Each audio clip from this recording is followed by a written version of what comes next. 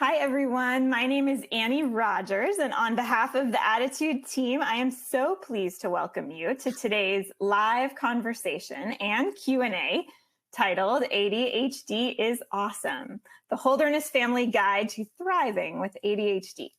Joining me today are two very special guests, Kim and Penn Holderness. Kim and Penn stole our hearts more than 10 years ago with their endearing video, Christmas Jammies, which went viral on YouTube. Since then, they've chronicled their whole lives, marriage, parenting, pickleball, and much more, with funny music videos, vlogs, and skits. Their videos have resulted in more than 1 billion views and 4.5 million followers across social media. Some of the most popular, including Where's My Phone? You Might Have ADHD, and ADHD, the Under the Sea parody classic. Aside from regaling us on YouTube, Penn and Kim have their own production company. They host a weekly podcast. They shape product launches and marketing campaigns for clients. They have also won the Amazing Race. Yes, for real.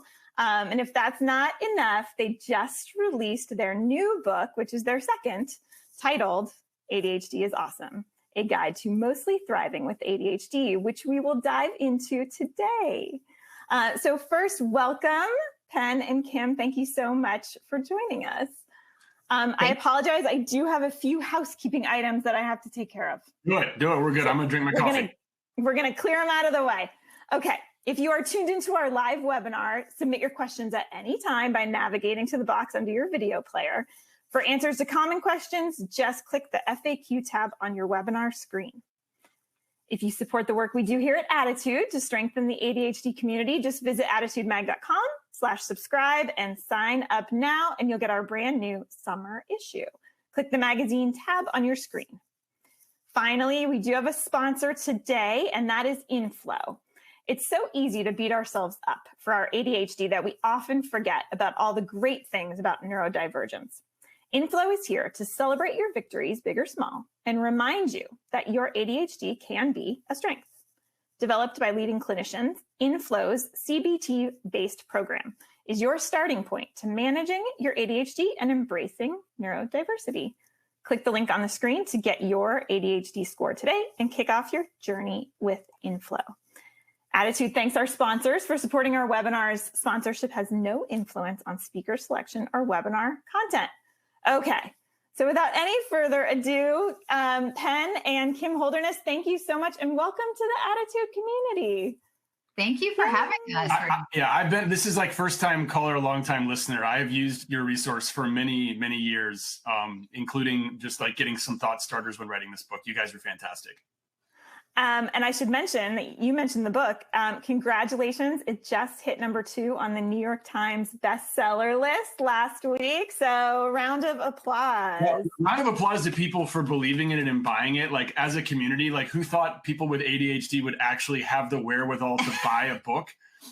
So like we're really thrilled with the response and people seem to be getting through it, which is also really nice to hear as well. We tried to make it very readable. Well, I will say that I have both the print copy and I listened to the audio version. And the print copy is absolutely designed for an ADHD brain. It is dynamic, interesting, filled with factoids and breakout boxes. And I would recommend it to anyone listening today. It is a book you will consume joyfully. And the audio version is full, I feel like, of little Easter eggs and like hidden tracks, bonus tracks, things that you don't get in the book. So they're both very special. And it is really funny because the book was released last week and it took years of, research and writing and rewriting and formatting and all this stuff. It took years and to do. And then the fact that people in less than a week have finished it, it's like, that's really fast. But it's great. I love hearing that people thought it was really digestible. And even with ADHD, so it's been great. And thanks. We don't mean to spend this entire hour pimping the book. We'd love to get to it. Yeah, absolutely. So I wanted to launch out and say, before I even read the book, with a title like ADHD is Awesome, I was very prepared for the positive energy and practical solutions that I found in the book, ways to fuel your success that you found, tips and tricks, all that good stuff. But what I was not maybe as prepared for was kind of your raw and truthful retelling of some of the challenges that ADHD has posed, Penn, in your, personal and professional life, as well as in your relationship.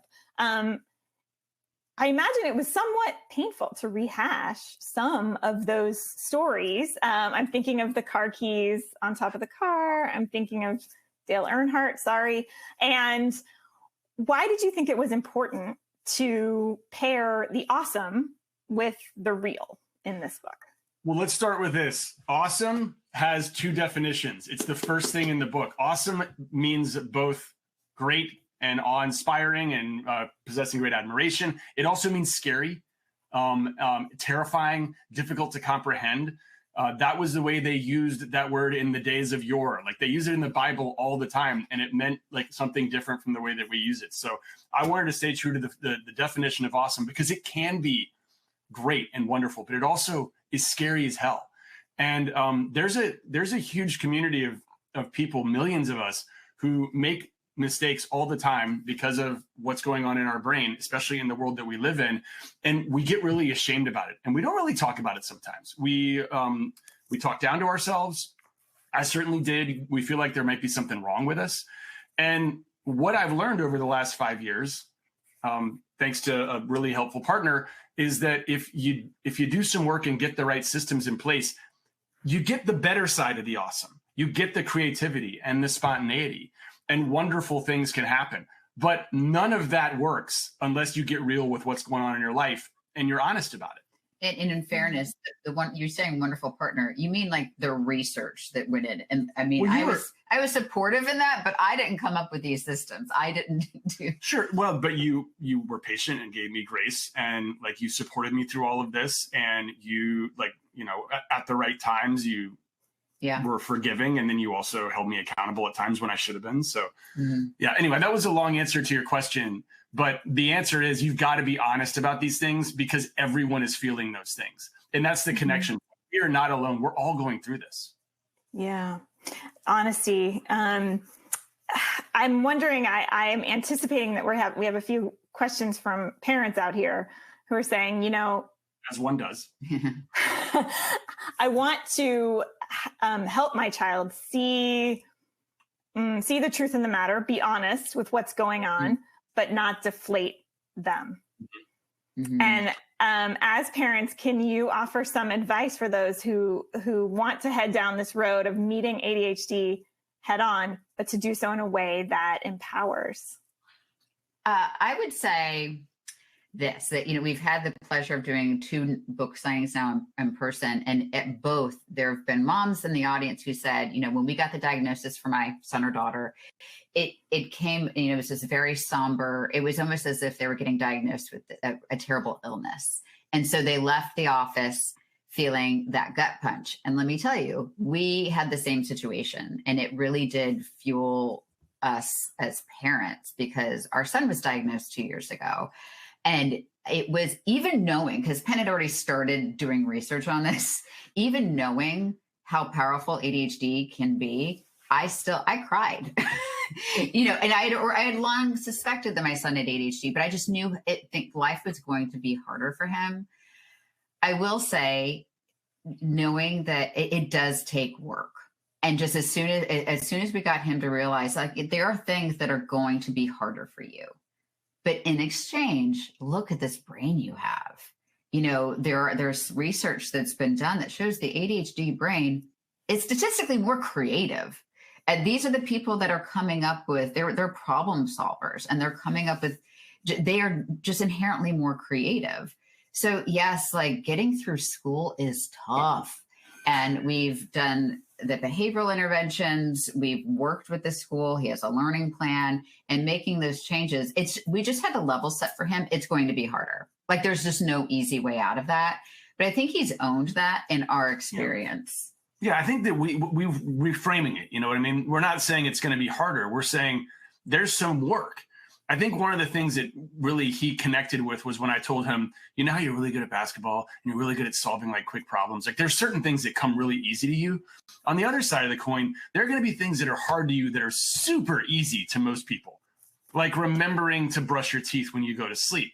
And I think you have to reframe it to say, let's just admit that that's tougher for you. And once he gets to that point, it's easier for him to do it. He doesn't feel ashamed or like there's something wrong with him because he understands the dichotomy of his brain. Right. It reminds me of a point you made in the book that I really loved that I'm going to paraphrase this, but you can't teach creativity and ingenuity. You can teach how to use a timer, how to use a checklist, kind of workarounds for your executive functions, right? Right. Exactly. So you have you have some innate gifts. Depends, like, again, there's different people with ADHD have different gifts, but the gifts are there. You ask anyone, if you have this type of brain, there's going to be some sort of gift once you realize it on the other side. And the rest of the stuff just takes work that can seem tedious.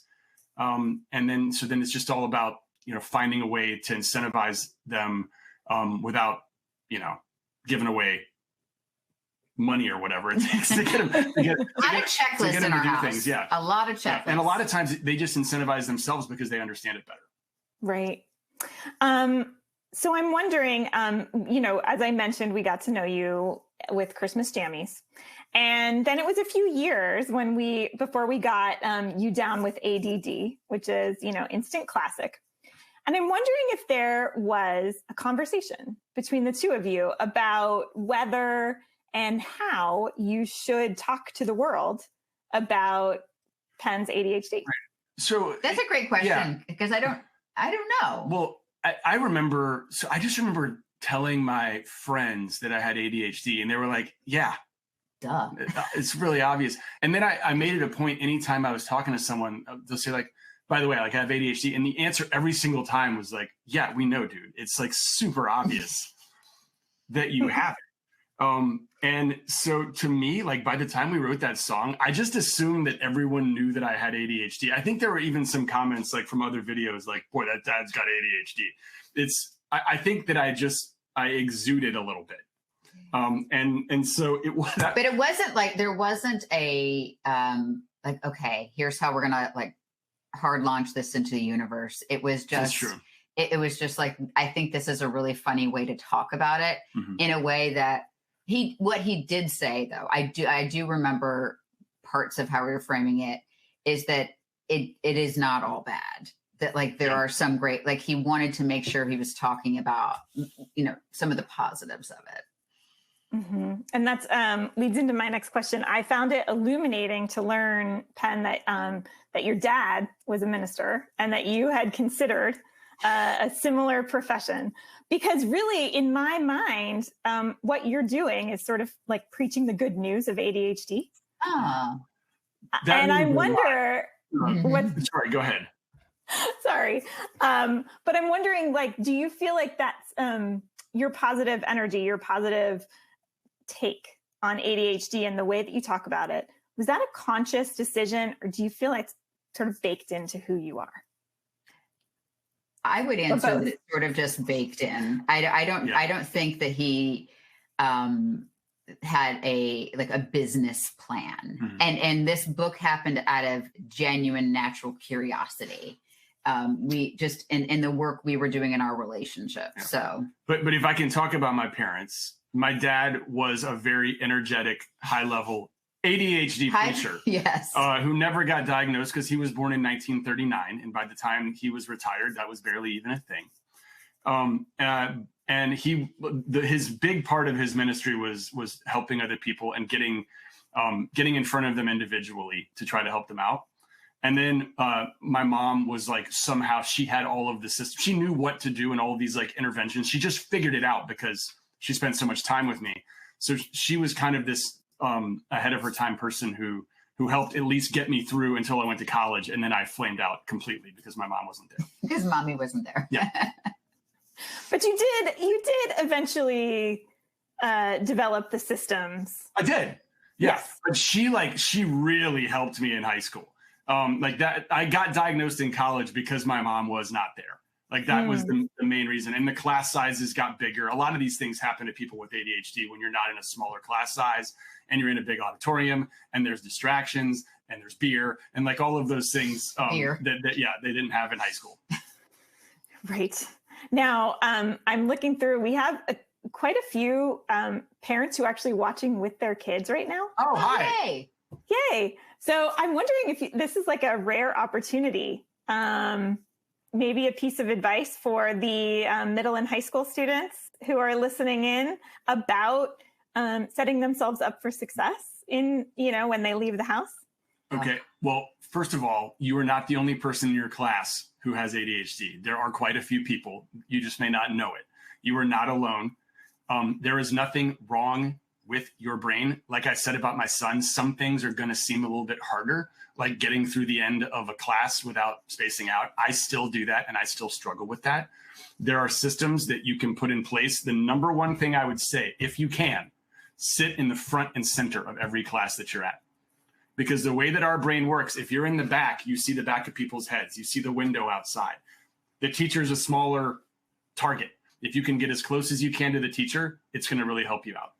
And also get really curious about when life is going great. Mm-hmm. Like, what are the classes or the activities that keep your focus?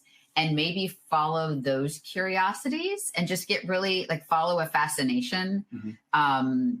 And just get curious about that, because I'm guessing there are things in your life that you're doing that you're killing it. You're loving it. And just try to follow that. Mm-hmm. Mm-hmm. Great. Okay. So I'll back up a little bit. I just noticed the kids who are on the line. Okay. So I want to come back to awesomeness. Were you concerned at all in naming the book about minimizing the struggles that people face? Right. So you're talking about toxic positivity and everything's fine. You're going to be totally okay. It's fine. It's great. There's nothing bad. Yeah. Yes. I understand that. But the definition of awesome is twofold. It's scary, hard to comprehend, but also, worthy of great admiration. So I think we make it very clear on page 1 what we mean by awesome.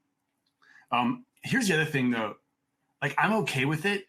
If people want to come at us, and they have, by saying look, you're really doing something toxic when you're minimizing what our difficulties are. I think I get you. I understand. And I'll say that I know there's different types of ADHD, but also this is one of the most poorly branded things in the medical community that there is right now. And it's a bummer for everybody who has it. And it doesn't necessarily have to be that. So I think most people with ADHD could use a little bit of encouragement. And I think that's important. I think that's almost more important than the other side. And I think it would be hard. So yes, as somebody that doesn't have ADHD, I was aware that it could come off as some toxic positivity.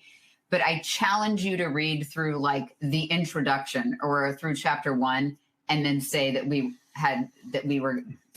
that there was, toxic positivity in this book, because, so much of it deals with what happens when life sucks with ADHD. So I think that if anybody reads it, it would be tough to criticize that. But to be completely honest, yes, I was worried. I like the title better than ADHD is often difficult, but mostly manageable and occasionally really positive. That's just too long of a title. Definitely rolls off the tongue a lot easier. That's awesome. Yeah, for sure. Mm-hmm. Well, and I alluded to that you sort of the raw honesty with which you discuss some of the challenges that you faced. And one that was really eye-opening to me personally was your description of your physical and psychological response to boredom. Yeah. And I wonder, Penn, if you could kind of give us some of that insight that comes through in the book, because to me that was really very eye-opening. Yeah, I'm trying to look around to see if there's anything on my desk that I can actually show you, but I just cleaned it up for you guys. I usually have a bunch of napkins that have been shredded into little tiny bits. Yeah. Because my hands don't stop moving. Oh my gosh, this is so weird. What's so bad? I chew on my shirt collar. when I'm trying to concentrate or I get bored. I like it. I don't anymore. But when I was a kid, I had like a ring of saliva going around. And he here. describes boredom as it's like it causes him like physical pain to be bored. Mm-hmm. And even, we talked, Dr. Ned Hallowell was quoted in this, and he was sitting in a seminar, and he actually, he was so bored, he jumped out of a window. It was the first floor. But like that, Penn will do anything to like not be bored. And it like the sensations in his body that he describes, it was very eye-opening. So if we're going down a road and there's a red light, there's like an immediate question, like, is there a way that I can take a right on red, work my way around and get to the other side of this faster instead of having to sit at this light? And that is innate. That's not something that I learned. That's the way that my body responds, or my brain, I guess, in that situation. Am I answering your question? Yes. Okay. Yes. It was the fact that the physical, not even discomfort, but almost pain. And like primal need to avoid boredom, which is, I think it's like we need a new word, right? Because boredom, I think, is undervalues the experience. Torture. It's bor-ture. Bor-ture. There you go. Done. We did it. We did it. It's a new word, bor-ture. It's bor-ture. BORTURE. And I mean, evolutionarily, there's science that, ADHD, it benefited because there's a whole hunter-gatherer, sort of evolutionary theory that people with ADHD survived more because of, they were finding different, berries and seeds and things like that.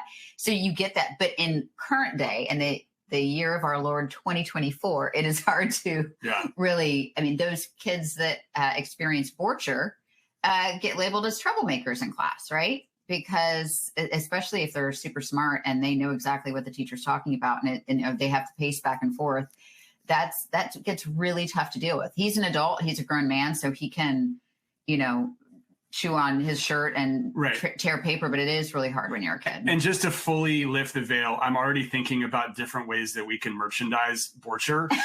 And I've stopped paying attention to what you guys are talking about. No, we're not making bor-ture t-shirts. No. Well, no. I think inadvertently by bringing that up, I think it kind of illustrates what I'm seeing in the comment box right now, which is validation. Yeah. So many people saying, "Oh my God, me too." Yeah. And I'm wondering if is this really like the chorus that you hear in the comments on your videos? Yeah. The best part about the comments is when you hear me too. Or I got to change that. That's not a good term. I as well. Yeah. Like when you hear me also. Samesies. Samesies good. So when we hear samesies, what it does is it just reinforces the fact that it's not talked about enough, and that it's very hard to be vulnerable and real and raw about what goes on with ADHD. And that, to me, like, I feel that person is feeling seen, and that person has said something out loud, and that has started the journey into like really improving your life. Right. And we hear that, at ADDitude, and we're seeing that here as well. And several parents have written in to say, basically, thank you for bringing ADHD out into the open and making it something that is not a cause of shame or that anyone feels they need to hide. And that has had a positive impact on their kids and also on themselves, and kind of undoing some of the stigma that perhaps was planted, in the 80s or earlier. Yeah. That's great to hear. We did have someone write in and say, how does Penn do it? How does he stay so positive? I'd love to hear how Penn and Kim keep the joy, fun, and perspective when things get hard or don't work out. Can I also say that you see us 3 minutes at a time? That's right. So there are a lot of different hours in the day when it is not always 100% joyful. Yeah, I've never been on camera when I've flooded, like, emotionally. And like we talk about the emotional side of ADHD in the book. It is very real. Our brains, because of the way that they work, things can snowball. Like when one thing happens, it makes it feel like the entire world is a certain way. And I'm 49 years old and it still happens to me. It happened to me last night trying to get carryout for Mother's Day. And well, I got so bummed out. Well, I will say I very felt like funny. I was letting you down. It was a very, okay. We're going to tell the whole story. Well, okay. We have a second here. Yeah. So we have been on the road a lot, which I love because we've been able to talk about this book. But I said for Mother's Day, I do not want to leave the house. Let's get carry out. I don't want to do a dish. I don't want him doing dishes. Like, we're going to get carry out. And then my fault, I was yapping and we didn't order soon enough. And it is not this restaurant's fault at all. But so Penn he was a curbside pickup. So he didn't wear shoes to get there, but then he ended up having to go into the restaurant to pay. So he didn't. And that is one of those things, and we talk about it in this book, that like a neurotypical brain would be like, maybe I should bring shoes just in case. You never know. What if something happens? I need to get gas. I have a flat tire. My cue to getting in the car is grabbing a pair of shoes. Yeah. His brain is like, no shoes. I don't have to get out of the car. And no shoes needed. So he didn't have shoes. ADHD people don't care for shoes. Well, I don't know if that's true, but let's just say this one doesn't. Right. Okay. And so he didn't have shoes and he needed to go in. So he's barefoot walking into this nice restaurant and people recognize him in town. And so he's barefoot in town. But then also they charged a $50 handling fee, which was extreme. What is it? What is a handling fee? Yeah. It's not a tip. Yeah. Anyway, so he flooded. I'm like barefoot in a fancy restaurant and they're charging me a handling fee. And a guy yells, "Nice shoes, Penn." And I get in the car and I am livid. And I was in an awful mood for about 25 minutes. This is way too long of an answer to your question, Annie. I'm sorry.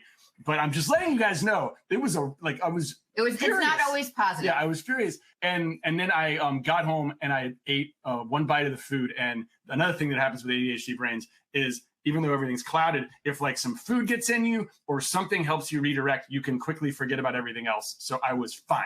But it was like an intense 25 to 30 minutes. It was intense. So I will say, I do love that what we put out is joyful, but it is not, to be clear, it's not always joyful. And perhaps it would be a better service if we shared that stuff. Like if we shared. No, I was saying words not for the children who are watching this. Yeah, but it is not always so joyful. Yeah.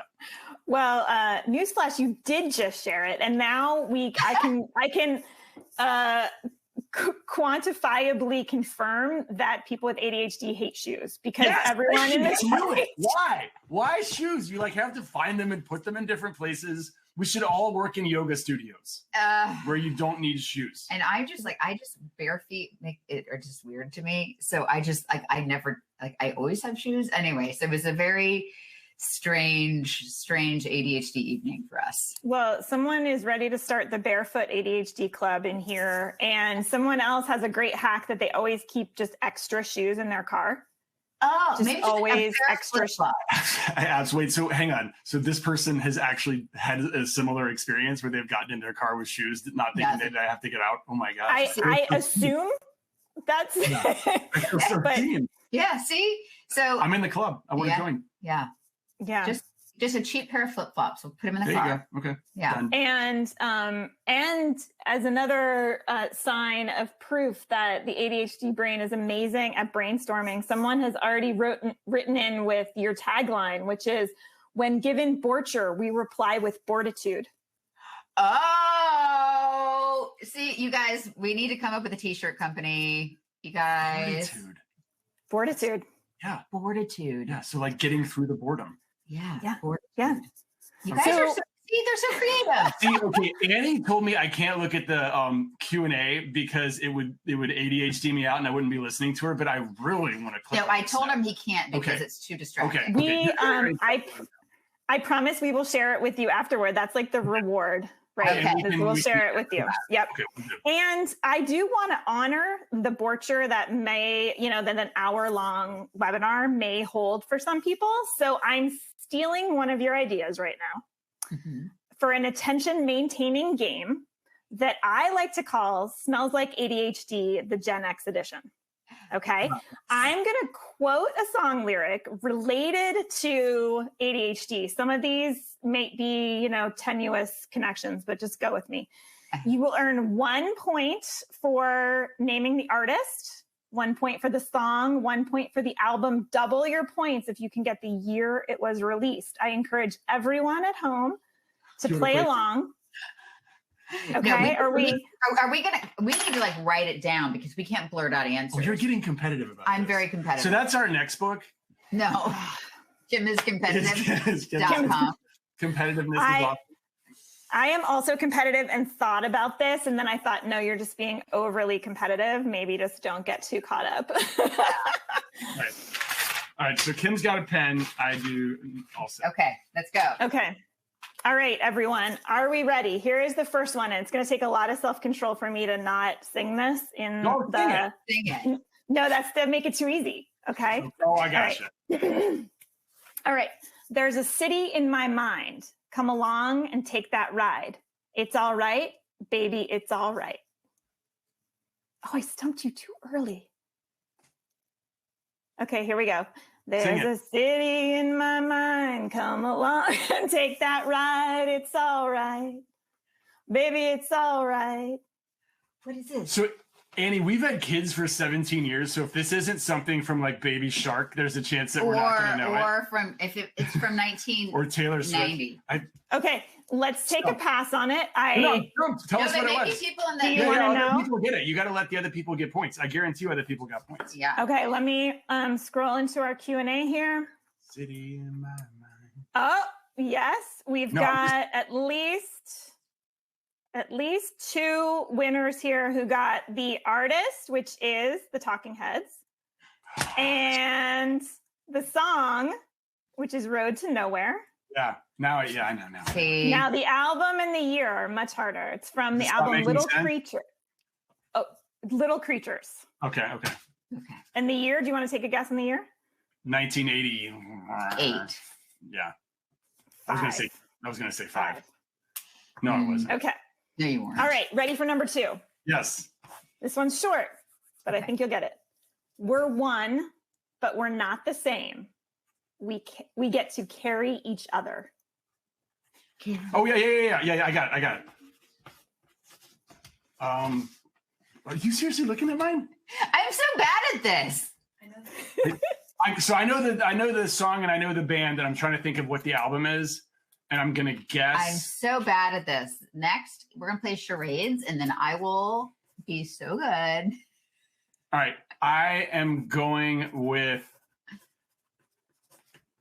What are you writing? The year. Okay, I'm going with It's One by U2.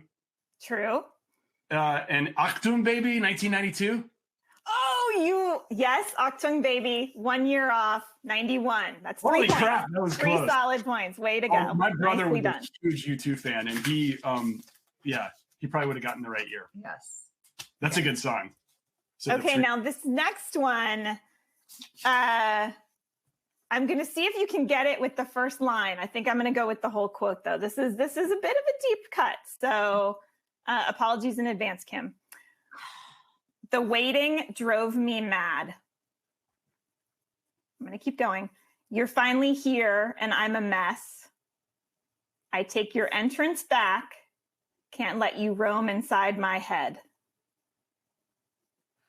Is Annie like a music buff? I'm going to sing it. Are you ready? Yes. Wait, this is a lot of high pressure. You know it? I am regretting this decision already, but here we go. Okay. The waiting drove me mad. You're finally here and I'm a mess. Take your entrance back. Can't let you roam inside my head. I don't want to take what you can give. Oh, thank you. I would rather. Yeah. All right. It's I know the band. Okay. That's a point. And I think I know the album. And I can guess. He's like writing like that. Just so everybody, he's writing as he's looking up. Like why isn't he looking at what he's writing? Just to let you know, it's Pearl Jam. Yes. Right, but all of their songs have weird names, so I never know the names of their songs. it might be I Don't Want to Take What You Can Get, but it's probably called Weird Lady at a Grocery Store or something. Like that's how they name their bands. I'm guessing Vitalogy, 1997. Oh, so correct album. It's a little earlier than that, 94. And you are 100% right that the name of the song does not appear anywhere in the lyrics. Thanks. It is Corduroy. I'm sorry. That was tough. I don't know why Eddie names the songs the way that he does. I love the songs. Oh, Eddie. Yes. So, okay, let's go back to the Q&A. If we have time at the end, I've got a few more for you. But also, if you got a perfect score, let Annie know so we can recognize you. Please do. And for anyone who is not really into 80s and early 90s rock, I am sorry. Okay. So here we've got a heartwarming comment from one of our listeners who said, I want to thank Kim and Penn so much for being on The Amazing Race. When our 12-year-old was watching them, they kept saying, I think I might have ADHD, which we had just started wondering ourselves. You gave him such a positive image of it, which helped so much in the process of getting diagnosed. And we want to thank you for that. Aww.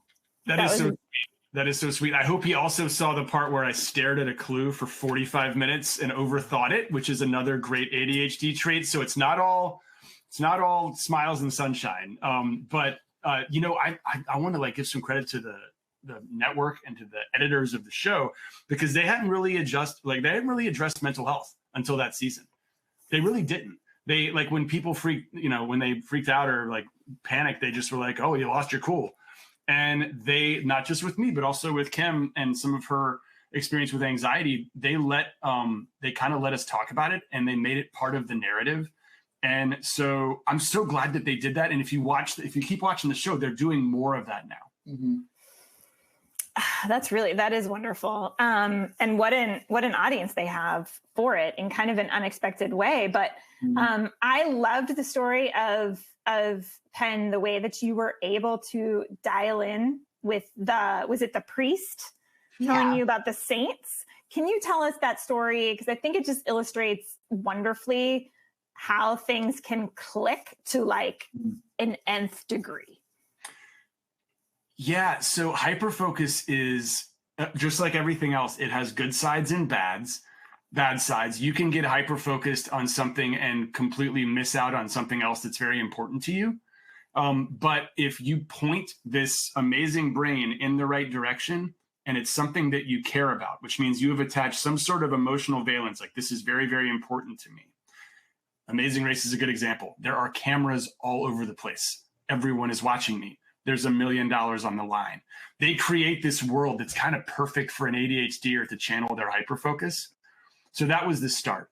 But for me, it's like no matter what the task is, it is like everything else. It's the opposite of regular ADHD. Everything else disappears.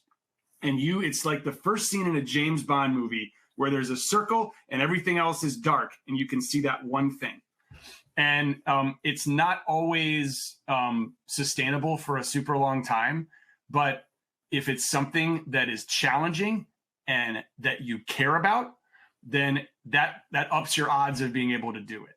And I feel like my brain is working at 1 million miles an hour and effortless at the same time when this happens. Because people with ADHD actually have an abundance of attention, not a deficit of it.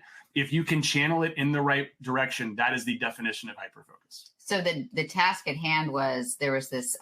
Oh yeah, I didn't really explain. Yeah, there was this. It was an actor. I'm 90% sure, who was playing the role of a priest who did a 15-minute sermon on all of these Greek Orthodox saints.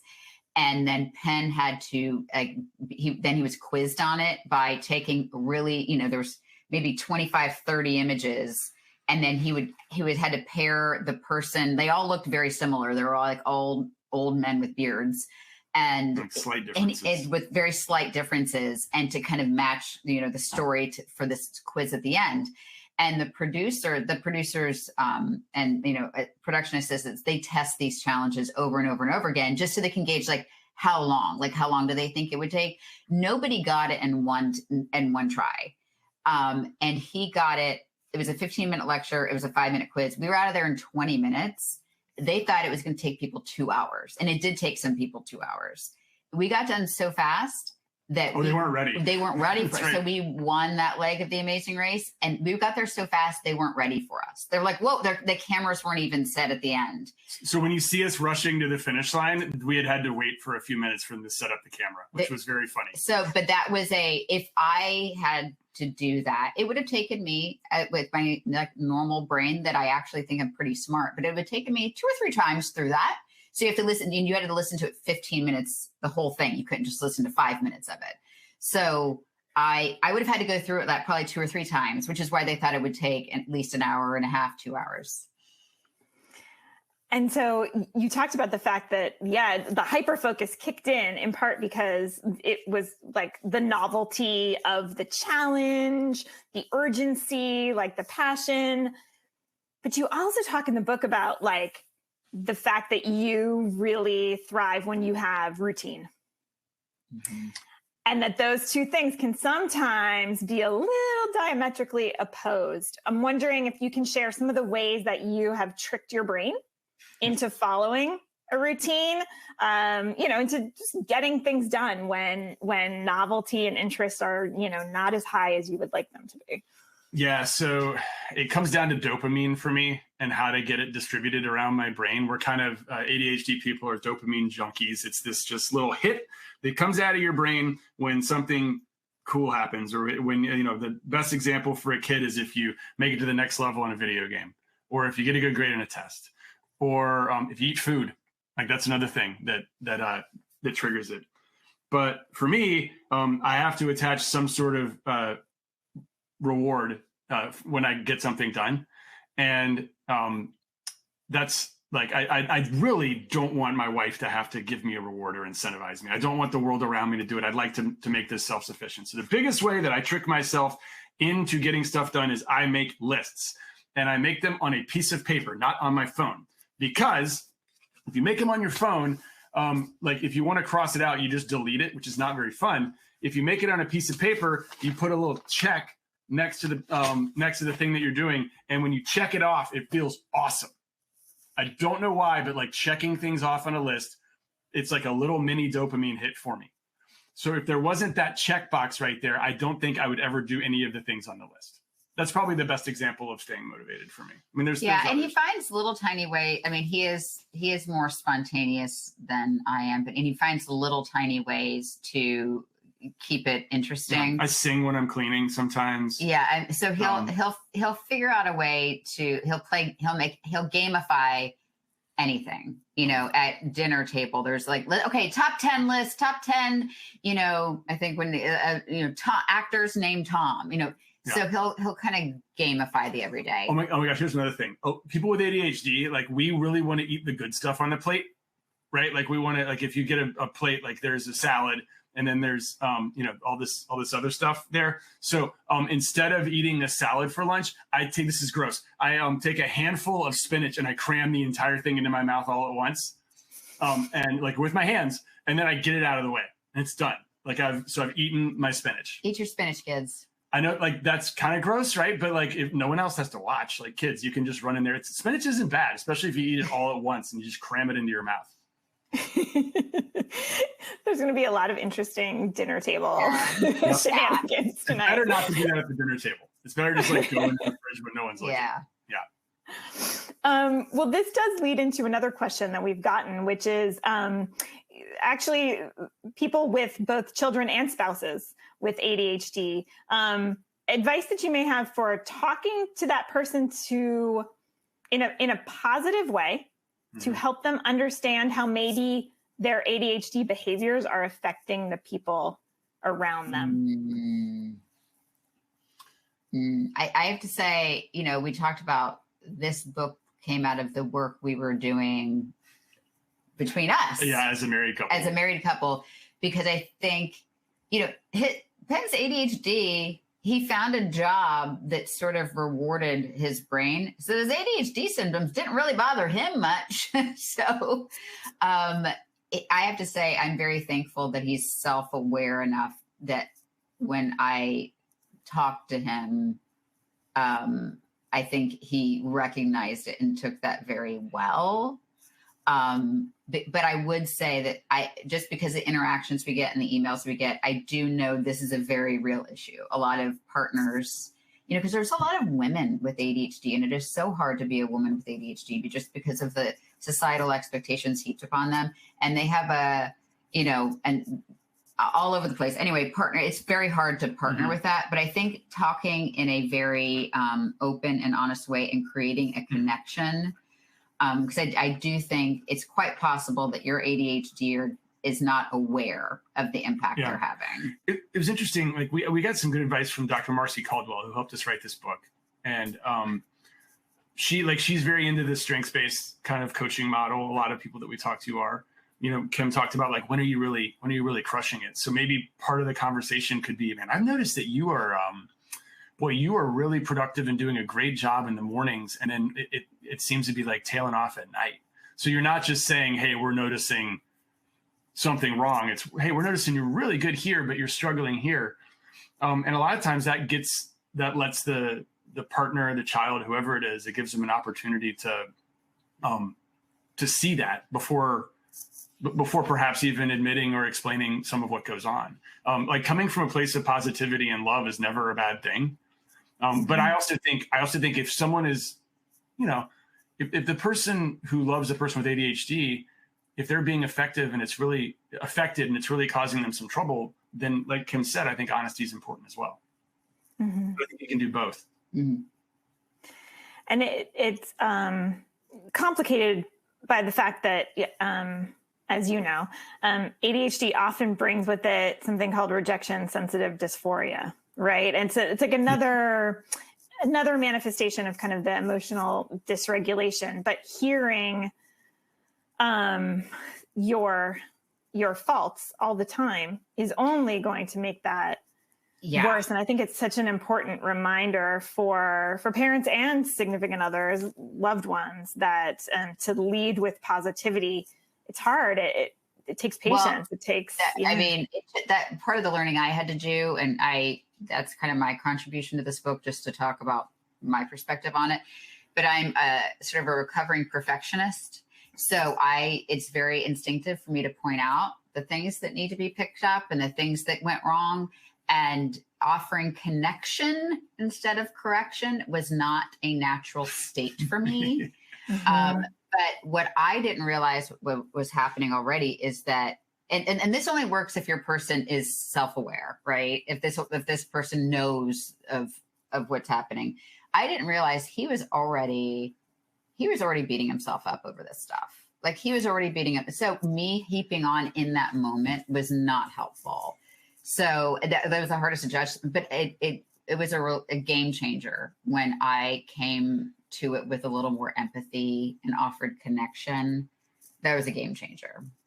It's funny. Someone just asked you, Kim, how do you balance your own anxiety and the maternal reflex to want to fix it or to set Penn and PC up for success? So it's hard. Because my brain works best when, the desks are clear and like everything is organized, and it is, but I see it. It's so funny because he's a grown man, right? So he handles it. But when I and if I would be on PC, it's like, oh, you forgot your water bottle. You have to put your shoes on. You have to like, if I'm like in that correction mode, I see him just deflate.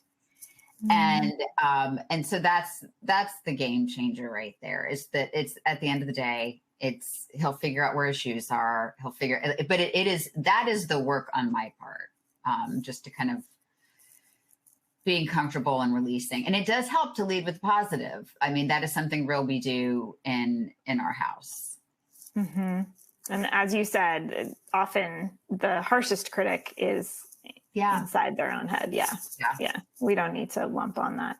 Yeah. I will go to a more positive note. We had a question, it is clear from your work and from our conversation here today that, that you have both found a calling that really accentuates the best things about your brains. And a lot of both adults here and parents who are looking for some advice about how to find their own passion or to help their children find that passion that is going to hold the novelty and the interest and really bring out these great ADHD qualities. It's been really interesting hearing stories about people who have used their ADHD as a positive in just about every walk of life. We got an email from a doctor who said that it really helps him with codes, like life or death situations. And he admitted how difficult it was for him to get to that point because he had to go to medical school for several years and do a lot of things that weren't ADHD friendly. He probably had extreme intelligence to help I just want to read part of that. Get him that through crazy. that. But we like it. One of the best parts about this book is we've been getting some good advice and suggestions. So an ER doctor, and then it's so funny. I talked to a buddy of mine. He's like, yes, every single ER doctor has ADHD. So it was a really long email, but he said, this might sound contradictory. You might think that a code that's like when a person is crashing and dying is the worst place for ADHD, but actually I do just fine. For one, it's literally life and death, so it captures my attention. Distraction is actually an asset too. When I'm running it, I look at the whole room, seeing every person, every number, every part of the patient. I don't even have to try to notice. I just do. And he lists like why his ADHD is an asset in that field. We talked to Dr. Mary Claire, who has the #1 book right now on the New York Times bestseller list. And her daughters have ADHD. She's pretty sure she has ADHD, but she was talking about how that hyperfocus helped her study. That's people who have interest in medicine, obviously. Yeah. But I wouldn't let it limit you. No. I wouldn't let ADHD limit you. Here's how I would limit it. I would not ever look for a job that's easy. There are people who look for jobs that are easy, and easy jobs for us are hard. I'm telling you, like the easier jobs are going to be harder than you think. The more challenging jobs are going to be more fulfilling and might be easier. I know that sounds bonkers, but every easy job that I've ever had, I've struggled with. Even when I got to a job and it started getting easy for me and I had nothing else to challenge me, that's when I really started to struggle. Yeah, I would imagine like law school or like being a lawyer and reading contracts all day would be hard for you, but there's probably an ADHD lawyer out there who is thrilled with the novelty of every new contract every single day. So like, yeah, they like it. Like I would have gone into like space engineering, which could be super boring to some people, but to me, I'm like space. Like I'm obsessed with space. So it needs to be something that you really care about or adjacent to something that you really care about. And it needs to be hard. And don't you love that today? I mean, my daughter always jokes because she's a junior and everybody asks her what she wants to do when she grows up. And she doesn't really know. And she'll say like, oh, I want to be a cake tester. I want to taste test cakes for a living. I'm like, I feel like you could make that a job now. You could be the person who makes and taste test cakes and make an Instagram account. Like you could probably make that a job now. So you really could follow your curiosity and what lights you up in a way that even, in the 90s when we were going in like high school and college, like that didn't really exist. I just have to share with you one of the best comments of the day. We've had so many, but someone just wrote in to say, it's me. Hi, I'm the ADHD contract lawyer. It's me.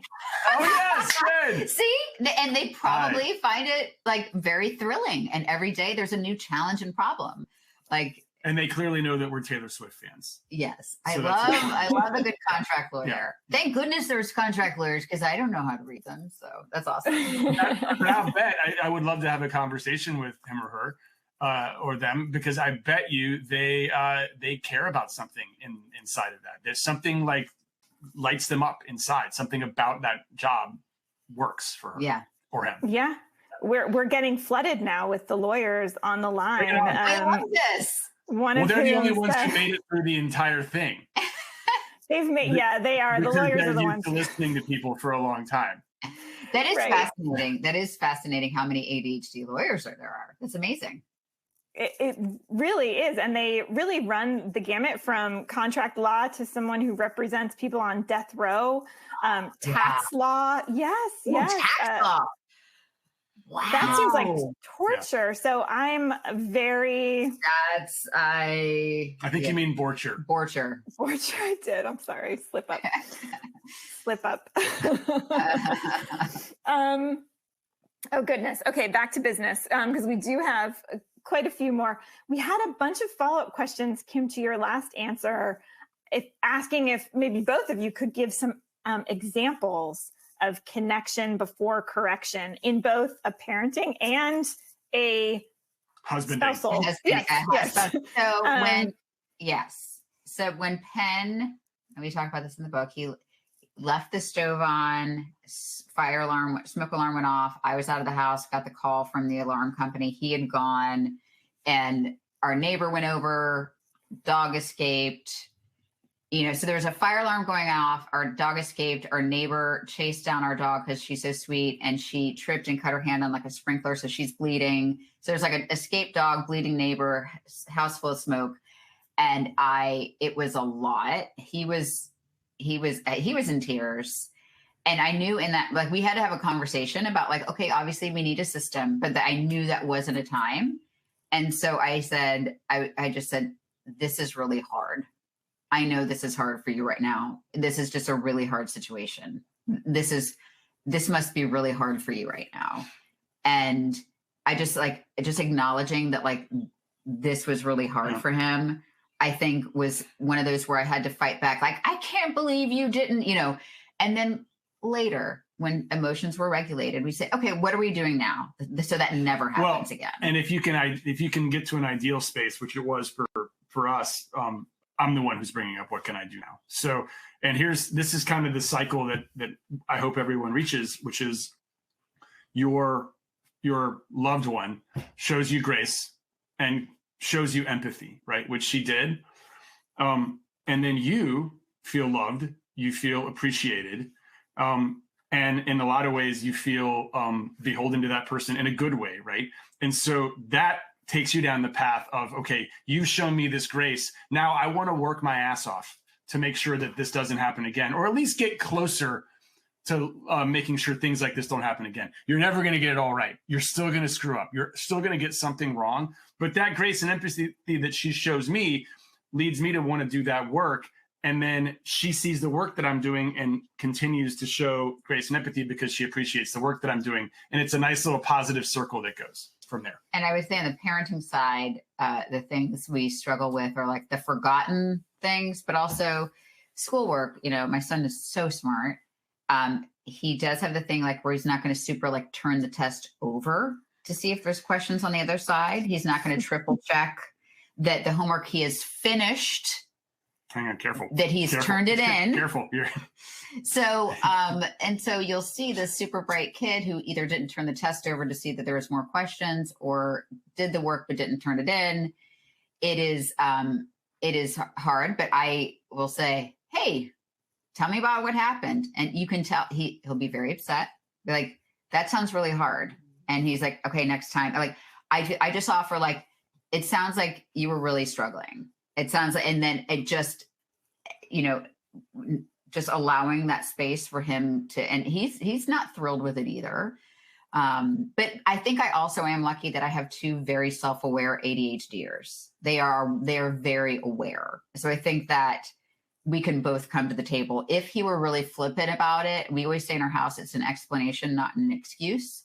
If he were like, well, I can't help it, it's my ADHD, that's a different ball of wax entirely. Mm-hmm. Yeah. A lot of people here are saying that that's the key is a willingness to work on it. And you know what, on both sides, like, I think it's very valuable for people to hear that it is hard work to be the person who extends grace. And it is also hard work to be the person who needs to receive that grace. And everybody has to put in their best effort. And then it feeds on each other. So it does get easier, right? I mean, I'm putting words in your mouth, but you just like summarized an entire chapter of our book, which is, it is not easy to be the one that has to be extending grace. But then I also, we talk about this too, I am not always a picnic to live with either. I bring my own, anxiety and some OCD, which is like super fun. So like, because we can like match that level of empathy. He is the world's best. If I'm having just kind of like a high anxiety day for no particular reason, he's like, I got you. What do you need? Okay, you go lay down or you go for a walk. I got you. I'll pick up the kids. I've got dinner. He is stepping up in a really amazing way. And I think that's just because we are both really self-aware about it. Wonderful. Well, I am bringing the very sad news that we have run out of time, but Kim and Penn, thank you so much for joining us today and for contributing your voice to the ADDitude community. Well, thank you for having us. This has been great. And thank you again for your website and for the messaging that you guys have put out there for, it's got to be a decade now, right? It's been a while. You guys are some of the OGs of this movement. ADDitude actually just celebrated 25 years. Holy crap. Yeah. Really? Yeah. I guess I discovered it about 10 years ago. That's amazing. We can get a rental car. That's how old we are. That is amazing. Yes. And thank you. We appreciate that. It is a labor of love, and we're so happy that we can be here and that we can also have your voices be part of our community, because I know that you have made a positive impact on so many people's lives who are listening today and who will replay later. If you are replaying later, I'll throw this in. This is podcast number 505. You can go to ADDitude Bag and search for that. You will get the recording. You will get the slides, replay mode. Please share this podcast and webinar replay far and wide. And I also want to make sure to thank our sponsor one more. That was Inflow. And next week, we will have another webinar. This month is Women's Health Month. So we are focusing next week on taking an in-depth look at PMDD and its connection to ADHD. And we're going to have Dr. Dara Abraham on for that. So please join us for that. In the meantime, Penn and Kim, thank you again so much for joining us. And thank you for putting up with the music trivia. Yeah, it was great. Is PMDD, is that like a perimenopause? What is it? It's premenstrual dysphoric disorder. I have that diagnosis. Okay, you haven't told me about that. No, I did. Yeah. You never used those terms before. But PMDD is, Okay, I got you. Yeah. Okay. It's severe in life. Severe. Yes, life altering. And it's very telling. Most people who don't have it have never heard of it. And that is why we're having a webinar next week to help raise awareness, because it is very highly comorbid with ADHD. So a lot of women. Awareness of that. Yeah. There's so many diagnoses that I came out of the office with Okay. I'm sorry. We're all learning new things here today. Yeah. Awesome. Well, thank you again so much. Congratulations on the book. And we hope everyone gives it a listen and gives it a read. It really was a really wonderful and uplifting read. Well, thank you so much for having us. This has been fun. Thank you. All right. Take care, everyone. Have a great day. Bye.